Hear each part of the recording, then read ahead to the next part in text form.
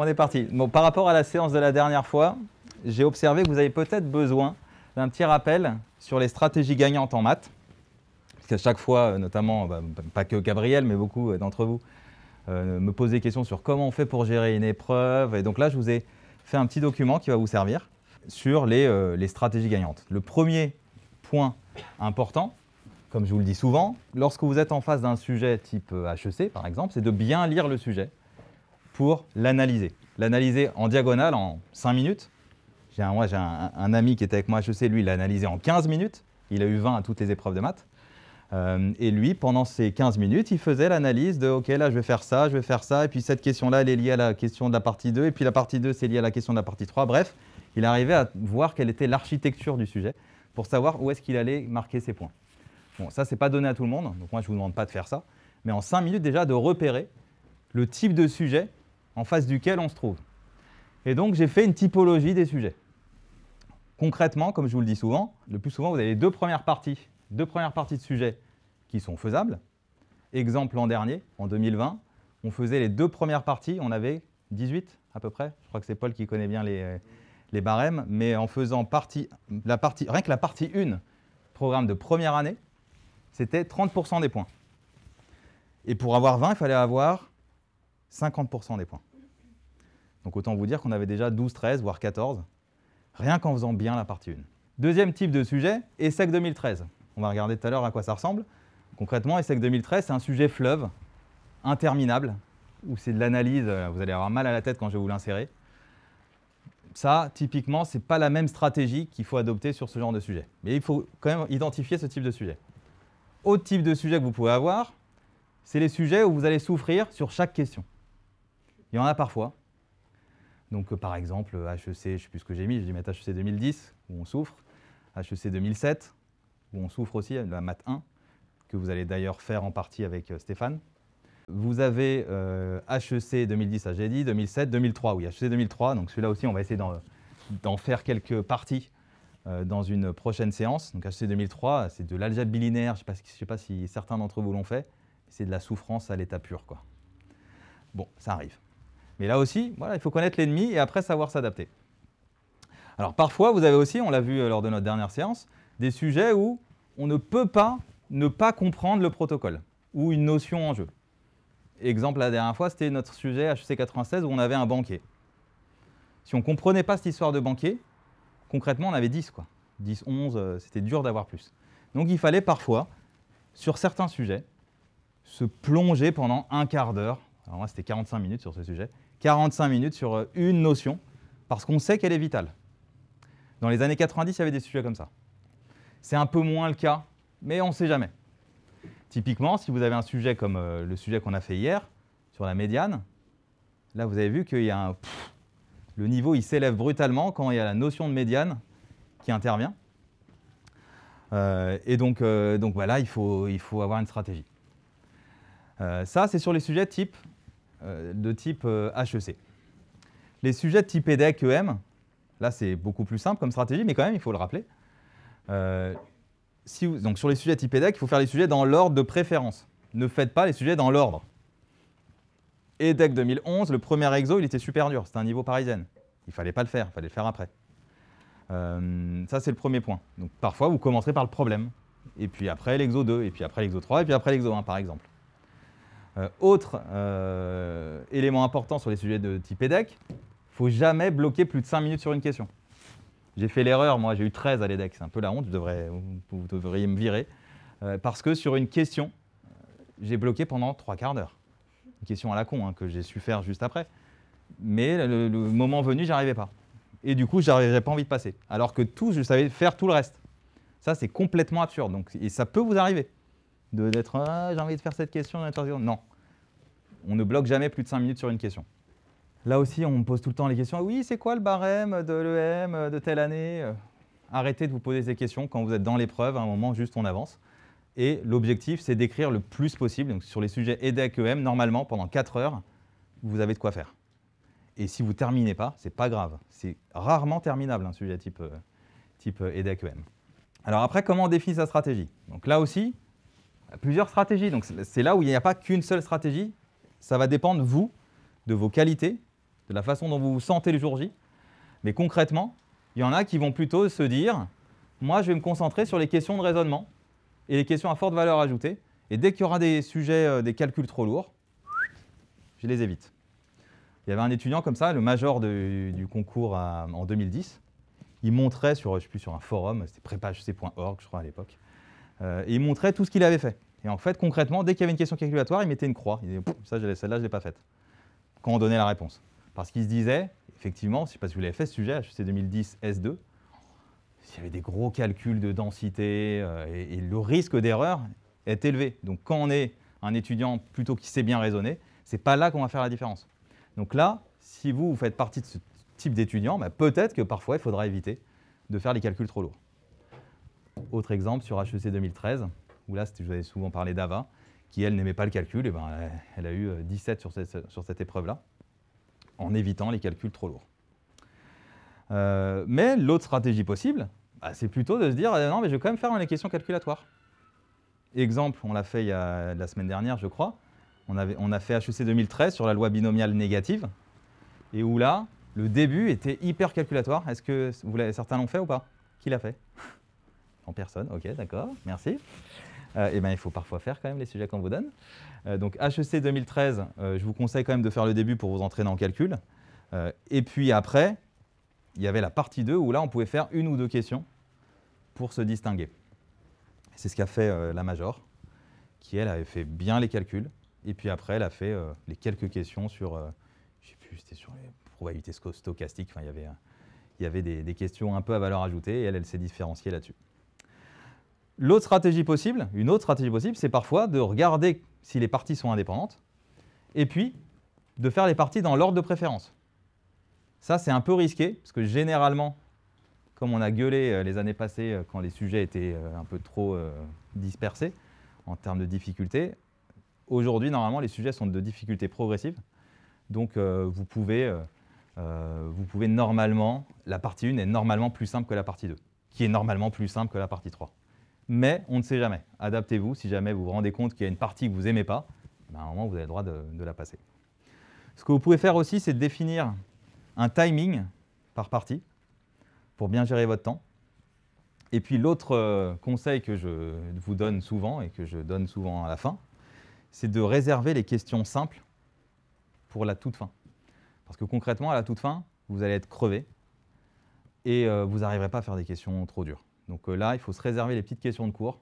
Je vous ai mis un exemple CP 2000 où à la toute fin, il y avait donner le DL de exponentielle x à l'ordre 2. OK, et ça, tout le monde le connaît. Ça, vous le repérez et vous le faites à la toute fin sur les dernières minutes. Troisième chose que je voulais vous dire, c'est les règles d'or. Je vous l'avais mis sur la messagerie la dernière fois, mais je pense que c'est bien de le poser aussi. Les règles d'or pour résoudre les questions. Et la dernière fois, j'ai été surpris que des techniques de base, vous ne les connaissiez pas encore parfaitement. Donc, par exemple, les techniques de la méthode des vieux, je ne sais plus où j'ai mis. Donc voilà, on va y venir. Mais donc, premier point, lire intelligemment l'énoncé. Donc ça aussi, il y a des pièges. Je vous ai donné la version ECHO d'HEC 96. En fait, dans la version S, il y avait une première partie qui n'avait rien à voir avec le protocole du banquier. C'était que des suites. Et du coup, les étudiants, souvent, ont fait l'erreur, et j'ai fait l'erreur d'ailleurs, de lire l'énoncé sur le banquier pendant genre 10 minutes, un quart d'heure, en ayant du mal à comprendre, et en se rendant compte juste après que dans le préliminaire, il n'y a pas du tout l'histoire du banquier. Donc j'ai perdu concrètement 10 minutes à lire un énoncé pour rien, parce que j'ai dû ensuite le relire, puisque autant vous dire qu'après avoir fait la partie 1, j'avais complètement oublié cette histoire de banquier. Donc là, faites attention aussi, c'est pour ça qu'on revient à mon point initial, lisez en diagonale le sujet, pour voir où est-ce que vous allez mettre votre focus en premier. J'ai un autre exemple récent, HEC 2016, en voie éco, où là, il y avait une partie 3, il y avait un énorme pavé, et où en fait, sur ce pavé-là, il n'y avait qu'une seule ligne qui comptait. Les autres lignes, c'était que du blabla. Comment faire pour savoir quelle est la bonne ligne? Concrètement, c'est en fait assez simple. Il suffit d'aller lire les questions, et puis ensuite, quand vous lisez la question, vous allez chercher l'hypothèse qui correspond. Autre élément important pour lire intelligemment un énoncé, c'est de lire toutes les sous-questions d'une question. Ça, vous ne le faites pas systématiquement.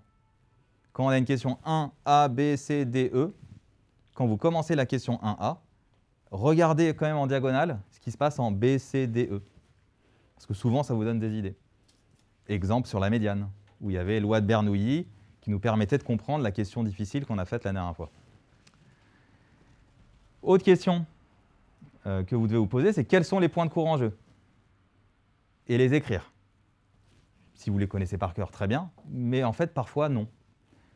Par exemple, sur les sujets autour de la projection orthogonale, c'est quand même bien de poser le cours et d'identifier. Sinon, on a tendance à écrire n'importe quoi sur ces questions-là. Autre question que vous devez vous poser, quelles sont les hypothèses en jeu? Bien les avoir lues et relues. C'est Gabriel qui me disait la dernière fois, j'ai eu 17 et 10 au concours blanc. Pourquoi tu as eu 10? Parce que j'ai mal lu une hypothèse. Ou Doha aussi qui me disait oh là là, j'ai eu 5 à la maths 2, mais c'est parce que aussi j'ai pas lu en fait l'énoncé de la partie 1. Il y a une hypothèse que tu n'avais pas bien lue. Bon, ça, le jour J, il faudra faire attention de ne pas tomber dans ces pièges-là. Et à un moment, il faut lire les hypothèses de l'énoncé. Y a-t-il des techniques classiques? Et c'est là où j'étais surpris, quand je vous disais la méthode des vieux. En fait, non, là vous étiez plutôt parti sur des études de fonctions, des trucs un peu lourds, alors qu'il y a des techniques qui existent qui sont beaucoup plus rapides. Donc là aussi, le style que vous allez utiliser lors des premières séances, lors des premières heures, des premières minutes de l'épreuve, sont clés. Parce que le correcteur va tout de suite voir, ok, lui, je le mets dans la case plus de 15 ou dans la case entre 10 et 15 ou en dessous. Qu'a-t-on déjà démontré? Donc ça, c'est l'idée de se servir des questions précédentes. Ça, parfois, vous n'avez pas le réflexe. Hier, sur le sujet sur la médiane, il y a une inégalité qui était 3-4 questions au-dessus. Il fallait l'utiliser pour pouvoir faire ensuite la question plus simplement. En algèbre, vous aurez aussi souvent à utiliser ces techniques-là. Qu'est-ce qu'on veut montrer? Qu'est-ce que j'ai montré et qu'est-ce qu'on veut montrer? Et l'écrire explicitement. Sur HEC 2016, quand il y avait des projecteurs dans tous les sens et des polynômes annulateurs, il était bon quand même de bien poser les choses. Bon, et puis ça, c'est aussi des choses que je trouve que vous ne faites pas encore assez. C'est de simplifier le problème. Sur la médiane encore, ce sujet, je vous en parle beaucoup aujourd'hui. Eh bien, pour déjouer la difficulté, ça, c'est des techniques que j'utilise moi toujours. Qui utilise ces techniques-là de simplification de l'énoncé? Vous pouvez lever le doigt. Tanina, Paul. Pas tout le monde. Raphaël. C'est hyper important. Vous penserez à moi quand vous aurez à l'utiliser, sans doute, sur les sujets qui approchent. Et puis aussi, autre technique, puis-je m'aider des questions suivantes? Ça, on l'avait vu. C'est pas intuitif. Moi, je ne le faisais pas du tout, ça, par exemple. Et pourtant, c'est une erreur. Maintenant, je le fais tout le temps maintenant quand je fais des corrigés de sujets. Je regarde ce qui se passe après. Et en fait, souvent, on a des réponses aux questions qu'on est en train de traiter.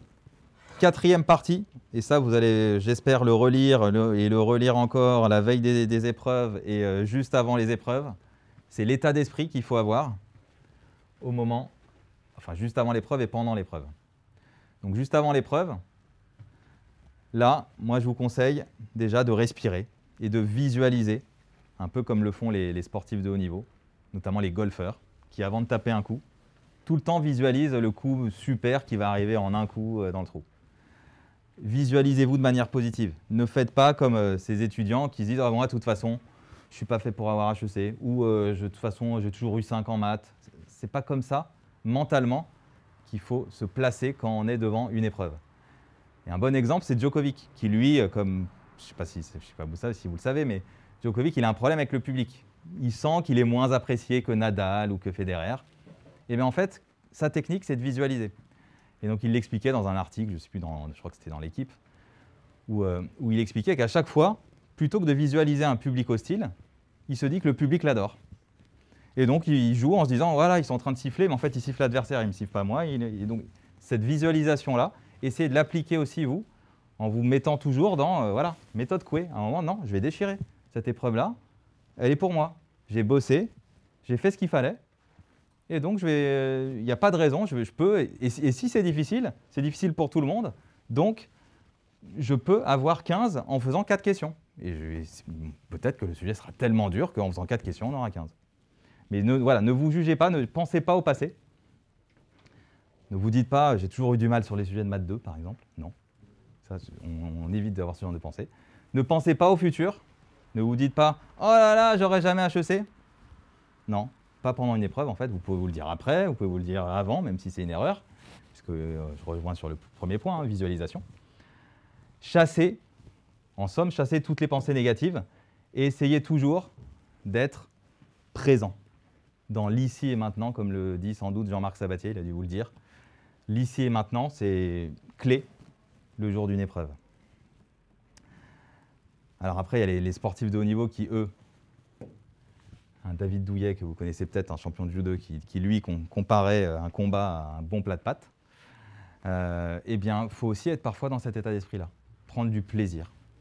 Du plaisir à être devant un sujet de concours.